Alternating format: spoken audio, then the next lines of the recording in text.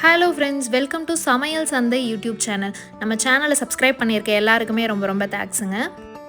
நான்வெஜ்னால் எல்லாருக்குமே ரொம்ப பிடிக்கும் தான். அதுவும் நல்லா காரசாரமாக செட்டிநாடு ஸ்டைலில் கிரேவி வச்சு கொடுத்தோன்னா யார் தான் வேணான்னு சொல்லுவாங்க. ஸோ இன்றைக்கி நம்ம சேனலில் அதே மாதிரி காரசாரமாக நல்ல செட்டிநாடு ஸ்டைலில் ப்ரான் கிரேவி தான் பார்க்க போகிறோம். வீடியோ சப்ஸ்கிரைப் பண்ணாதவங்க வாங்க சப்ஸ்கிரைப் பண்ணிவிட்டு வீடியோக்குள்ளே போகலாம். இன்றைக்கி நான் இந்த செட்டிநாடு ஸ்டைலில் ப்ரான் கிரேவி செய்கிறதுக்கு ஒரு 1/2 kg ப்ரான் எடுத்திருக்கேங்க. நான் இங்கே ஆட் பண்ணியிருக்க மசாலா எல்லாமே 500 கிராம்ஸுக்கு தான் சொல்லியிருக்கேன்.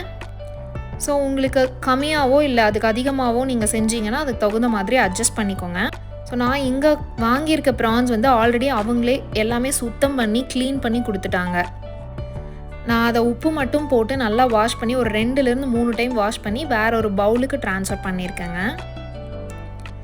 ஸோ இது கூட நம்ம மேரினேஷனுக்காக ஒரு 1/2 டீஸ்பூன் உப்பு, கொஞ்சமாக மஞ்சத்தூளும் சேர்த்து நல்லா மிக்ஸ் பண்ணி விட்டுறலாம். இது ஒரு 15 மினிட்ஸ் நல்லா மேரினேட் ஆகட்டும் இந்த உப்பு அண்ட் மஞ்சத்தூளோட. ஸோ மீன்வைல் நம்ம செட்டிநாடு கிரேவி அப்படின்னாலே ஃப்ரெஷ்ஷாக அரைச்சி செஞ்ச மசாலா தான் நமக்கு சூப்பராக இருக்கும். ஸோ இந்த மாதிரி உப்பு மஞ்சத்தூள் போட்டு நல்லா மிக்ஸ் பண்ணி ஒரு ஓரமாக எடுத்து வச்சுருங்க க்ளோஸ் பண்ணி. ஸ்டவ்வில் இப்போது ஒரு கடாய் வச்சுக்கலாம். கடாய் நல்லா சூடாக விட்டுருங்க. அதாவது எக்ஸ்ட்ரா வாட்டர் அந்த மாதிரி இருந்துச்சுன்னா அது நல்லா ட்ரைன் ஆகிடட்டும். ஃபஸ்ட்டு நம்ம கிரேவிக்கு தேவையான செட்டிநாடு மசாலா ப்ரிப்பேர் பண்ணுறதுக்காக கடாயில் 1.5 டேபிள் ஸ்பூன் கொத்தமல்லி விதை ஆட் பண்ணிக்கலாம்.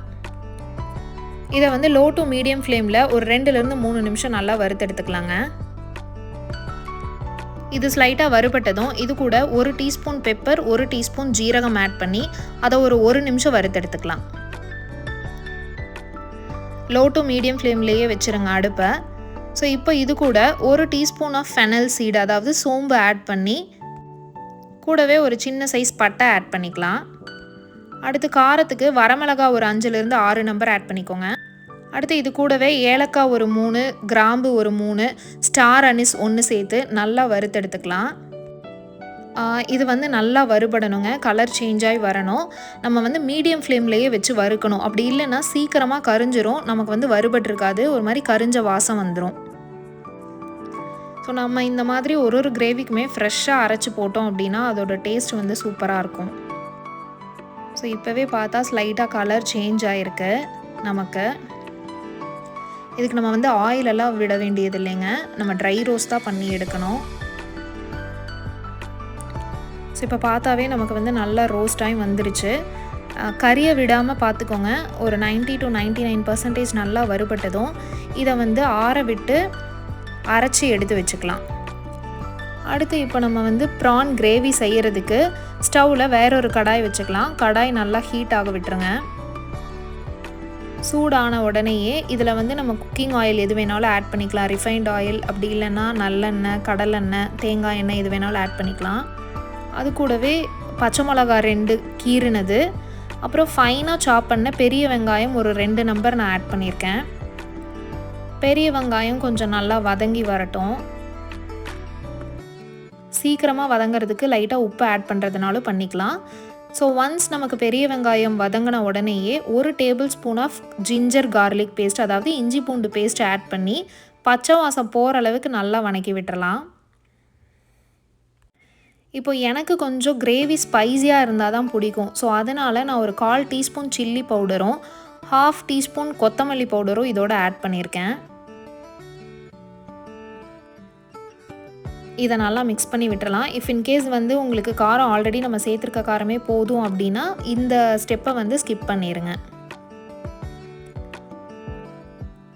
ஸோ இதை நல்லா சேர்த்து வதக்கி விட்டுறலாம். ஓரளவுக்கு லோ டு மீடியம் ஃப்ளேம்லேயே வச்சு வதக்கிடலாம், இல்லைன்னா சீக்கிரமாக ஒரு மாதிரி அடி பிடிச்சிரும் அடுப்பு.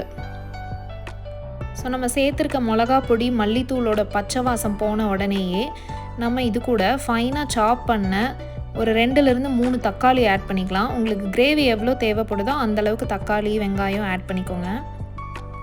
ஸோ தக்காளி ஆட் பண்ணி இது நல்லா வேகணும், நல்லா மசிகிற அளவுக்கு வேகணும். நான் ஆல்ரெடி ஃபைனாக தான் சாப் பண்ணியிருக்கேன். தக்காளி வேகிறதுக்கு நம்ம தனியாக தண்ணி ஆட் பண்ணணும் அப்படின்னா டேஸ்ட் நல்லா இருக்காது. ஸோ தக்காளி அதோடைய ஓன் ஜூஸ்லேயே நல்லா வெந்து வரணும். ஸோ நீங்கள் ஒரு 1 or 2 minutes வந்து மீடியம் ஃப்ளேமில் மூடி போட்டு வேக வச்சாலும் ஓகே தான். ஸோ இப்போ பார்த்தீங்கன்னா தக்காளி வந்து நல்லா வெந்து வந்துருச்சு. தக்காளி இருக்க இடமே தெரியல நமக்கு பார்த்தோம் அப்படின்னா. ஜூஸ் வந்து நல்லா அதிலிருந்து பிரிஞ்சு வந்து நல்லா வெந்து வந்திருக்கு. ஸோ இந்த மாதிரி வர்ற வரைக்கும் நீங்கள் விட்டுருங்க. மீடியம் ஃப்ளேம்லேயே வச்சுருங்க. ரொம்ப ஹை ஃப்ளேமில் வச்சுருந்தா அடி பிடிச்சிரும். ஸோ அடுத்து நம்ம இது கூட நம்ம ஆல்ரெடி செட்டிநாடு மசாலா ப்ரிப்பேர் பண்ணி ஆற வச்சு அரைச்சி வச்சுருக்கோம் இல்லையா? ஸோ அந்த மசாலா எல்லாமே ஆட் பண்ணிக்கலாம். ஏன்னா நான் உங்ககிட்ட சொன்ன ரேஷியோ இல்லை மெஷர்மெண்ட்ஸ் எல்லாமே பார்த்தீங்க அப்படின்னா 1/2 கிலோ ப்ரான்ஸுக்கு தான் நான் சொல்லியிருந்தேன். அதாவது 500 grams ஆஃப் ப்ரான்ஸுக்கு தான் சொல்லியிருந்தேன். ஸோ நீங்கள் வந்து எல்லாமே ஆட் பண்ணிக்கலாம். ஸோ அது கூட நம்ம ஃப்ரெஷ்ஷாக இருக்க கறி லீவ்ஸ் ஆட் பண்ணிக்கலாம்.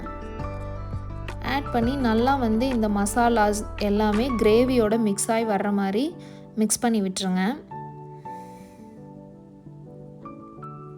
ஆல்ரெடி நம்மளோட மசாலாவை வந்து வறுத்து தான் அரைச்சி வச்சுருக்கோம். ஸோ அதனால் பெருசாக பச்சை வாசம் இருக்காது. ஸோ ஒரு 1 or 2 minutes மிக்ஸ் பண்ணி விட்டுட்டு நம்ம இப்போ மேரினேட் பண்ணி வச்ச ப்ரானை வந்து இது கூட ஆட் பண்ணிக்கலாம். ப்ரானை வந்து ஒரு 5 to 6 minutes தான் நம்ம வந்து குக் பண்ணணும். ஸோ அதனால் எல்லாமே நல்லா வெந்து வந்து பச்சை வாசம் போனதுக்கப்புறமா லாஸ்ட்டாக வந்து ப்ரான்ஸ் ஆட் பண்ணிக்கோங்க.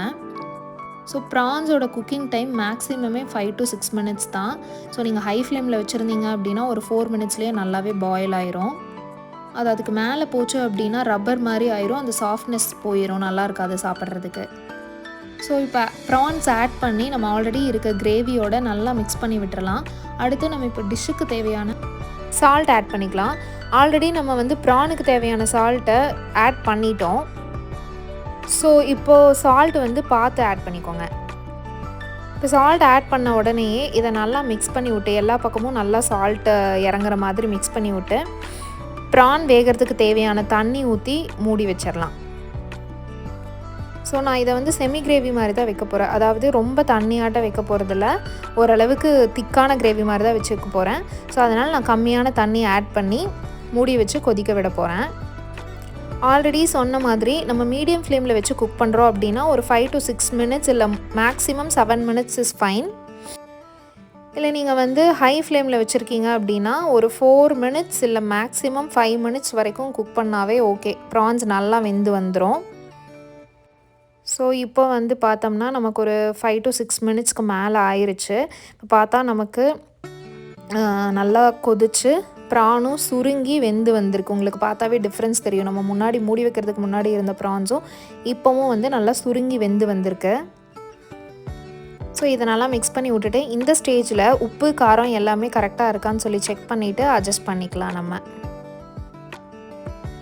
ஸோ அடுத்து நான் இது கூட புளி தண்ணி ஆட் பண்ணிக்க போகிறேன். நான் ஆல்ரெடி வந்து புளியை சுடு தண்ணியில் ஊற வச்சு கரைச்சி எடுத்திருக்கேன். ஒரு 1 tablespoon ஆஃப் புளி தண்ணி மட்டும் நான் இதில் ஆட் பண்ணிக்க போகிறேன். ஆட் பண்ணி புளியோடைய பச்சை வாசம் போகிற அளவுக்கு ஒரு 1 to 2 நிமிஷம் மூடி வச்சு குக் பண்ணினா போதுமானது.